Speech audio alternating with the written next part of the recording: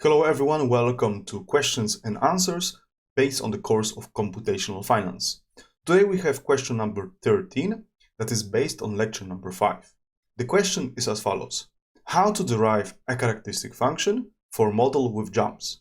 So in this case, we will start with a famous Merton's jump diffusion model. So this is a process which is defined as a combination, as a summation of a part with a Brownian motion. So it's a very simple case because we have some constant.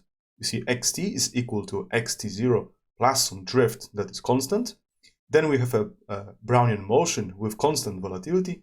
And then the key element here of this model is the Poisson part, the jump part. So here, this jump part is defined as a summation from k equal to 1 up to xpt. This xpt is a Poisson process. And then we have a jk.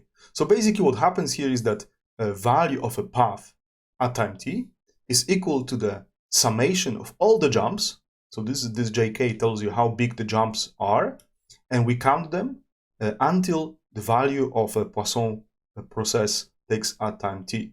So if Poisson is equal to, let's say Poisson tells us there were 5 jumps until point t, we have a 5 times, we have a summation of 5 jumps jk. In a Poisson, in a Merton's model, jk's are random variables, and those are independent of each other. So this is easy case because then we know that the jumps happen independently, and those are IIDs. And also this whole thing, so the jumps, sizes, and also Poisson process is independent of Brownian motion. The case where we have a correlation between Poisson process and Brownian motion is extremely involved. Therefore, this is the, let's say, standard case that we are considering in practice. So as mentioned, we have a constant, some drift that's time dependent, or let's say it's deterministic, so it's rather irrelevant for calculations of characteristic function. The key problem or the key objective here is how to find characteristic function for this this jump part. For this particular model, you can find a lot of things analytically. However, if you like to use Fourier transformation, then indeed the characteristic function is essential key element for that methodology to be applied. So few more things about this part. So we have a Poisson process, and the expectation of a Poisson process is its intensity times time. So if it's a high intensity plus we have times time, then we see it's kind of growing with linearly in time t. And then there are a few assumptions about the model, that there are jk's, those jump sizes, are independent of each other, and then they have also finite moments. Otherwise, there will be some problems. The jumps could be infinite. So this is what we don't want to. We want to avoid in this type of models. So those are typically kind of regulatory conditions about infinite moments. Rather, for us, it's important, of course, that those conditions hold, because otherwise the characteristic function would be also not properly defined. So let's take a look at the definition of the characteristic function. Characteristic function is defined as an expectation of e to power. Then we have a complex number, I, u, xt. So u, it's a real number. I is a complex imaginary number. And then we have a process, the variable xt. So what will happen? So what we have to do first, we have to substitute this xt, which we have here in this. So we substitute all this term for xt. And then we have a few easy things. Of course, everything with this that is deterministic, we take outside of expectation. And then because we have independence between jumps, jk, the jump sizes, Poisson process, xt, and also Brownian motion, we have independence. Then we have a product of expectations. And of course, this part, this first expectation, is simply based on, can be simply calculated because we are dealing with a normal distribution of a Brownian motion. So Brownian motion is normally distributed with a mean 0 and variance t. So this part here could be considered as a scalar, as the volatility coefficient. For that reason, we know the expectation of this whole term. It's much more interesting, however, for the derivations for this part, but because here we have a summation, and the limit of the summation is determined by Poisson process. So this is something which is much more interesting, and also you need to know a little bit of tricks how to solve it. The main principle here, the main idea of calculation of this expectation is the application of the conditional expectation. So let's focus now on this expectation. So we will start here. So the first step is to use the conditional expectation. So we have expectation here of x, of some variable x. This is what I want to show you. You will have expectation of expectation. And then we have here, so this is the, maybe let me write correctly from the beginning that we don't have any confusing notations. So here we have expectation of e to power something, right? This will be expectation. We have e to power, this will be second expectation because we are conditioning, and then we condition on xp, right? So this on our Poisson process, and this will be defined as a summation of the expectations of this exponent given Poisson process takes value n. So this summation will be also over all the n's times the probability that xp is equal to n. And we know this xp is a Poisson process, so this would be simply, we can substitute the definition, the value for this quantity. So this is what happens here. So we have a summation over all the n's, because we are conditioning of the realizations of the Poisson process. Poisson can take values from 0 until infinity. And we have this conditional expectation here. So this conditional expectation here, and then we multiply with the probability that Poisson takes value n. So in this case, if we look here, this xpt, it becomes just a number, right? It's not anymore stochastic because we are conditioning on particular realization of a process. So that simplifies because we are not anymore dealing with a stochastic Poisson process, but you are dealing with some realization. So then the only problem is how to find out this expectation for j, and then take this outer expectation. So first step, we substitute this definition of a Poisson PDF, right? So we will have this expression. So we go here, then we have a summation.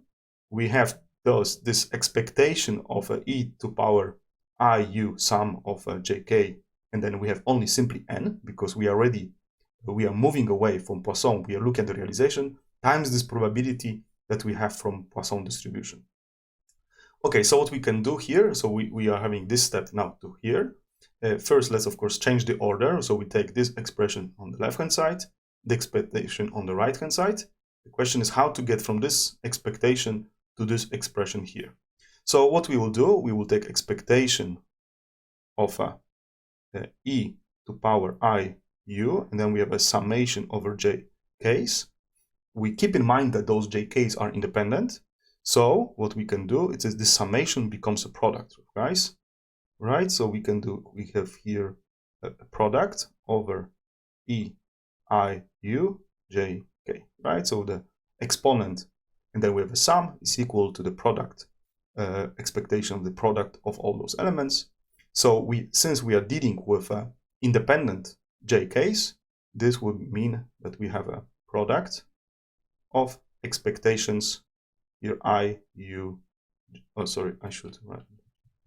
This is product of expectations of e iu jk, and this we can write. So we have a product.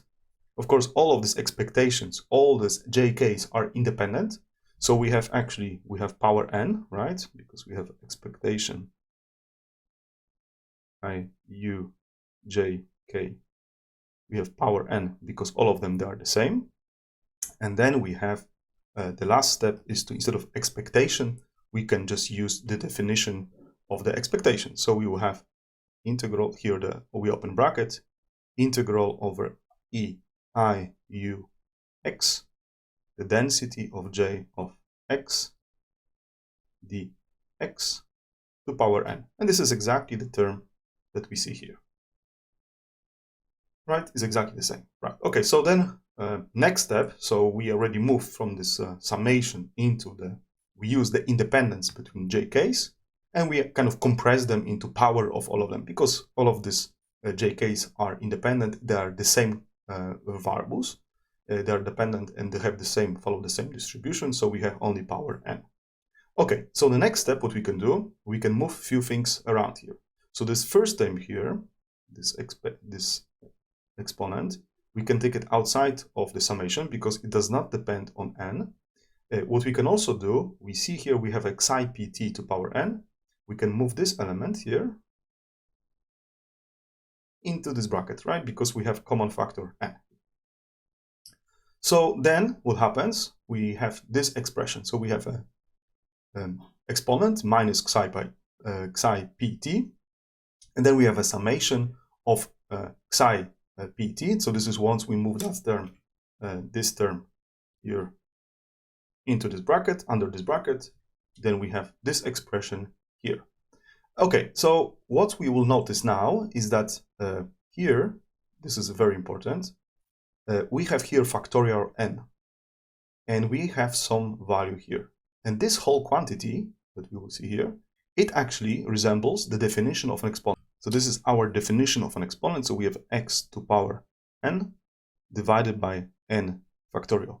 This is exactly the same term that we have here, because here we have a summation over all the elements. We divide by n factorial, and then this is our x to power n. So now what we can do, we can simply, instead of using this infinite sum, we can switch to use an exponent. And this is what we will do here. So we have this exponent of ex xi pt times the integral, and then we also include this additional term because we are dealing with 2 times exponent, so this exponent times this exponent, then we have this additional -1. In the final step, what we'll see here is that we can put this -1 under this integral sign because we will multiply with a density. So we know that integral over the density of j of x is dx is equal to 1. This means that we immediately, this quality holds, right? So we have a xi pt times this integral. This is equivalent with this term. And this is also definition of an expectation. So instead of from the integral form, we can move to the expectation. And then we have exponent xi pt times the expectation of iuj minus 1. So this is basically a little bit more compact form. So we see we started with rather involved an expression for Poisson, for the exponent of counting process of jk's with Poisson distribution, with Poisson process, and then we end up with a very nice, very compact form of this expression. Of course, here everything will depend on the process of the variable j. So depending on the distribution of j, this expectation may take different numbers. So this is kind of generic representation for every quantity which has this type of form. So any case wherever you will take Poisson process, and then you will play with different distributions for j, the jump size, then we will always have the same expression. So only now you need to find analytically, hopefully analytically, this expectation. So if we put all those elements together, we have a part corresponding to the constant, to the drift, part corresponding to the, this is the part for the drift, this is the part which comes from the Brownian motion.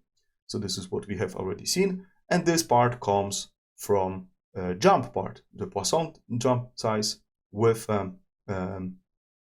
independent j's. Of course, from here we can also move to this this different representation with an integral. Actually, now we do 2 things. We move everything under 1 exponent because here and here we have 2 times exponent. We can move under 1 exponent, and then we can switch from expectation to the integral form.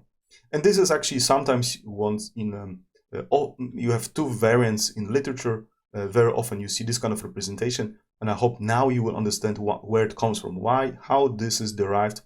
This is actually comes from the distribution of the, let's say, the model of a jump process. And so now all the steps, I think, are clear. For this question, I think the most important element is to understand what are the steps in the derivations if moving from a summation of independent jump sizes with Poisson process, how to arrive at this type of expression. And this is the essence of this characteristic function that can be used in the calibration of your model. I hope it's clear. See you next time. Bye-bye.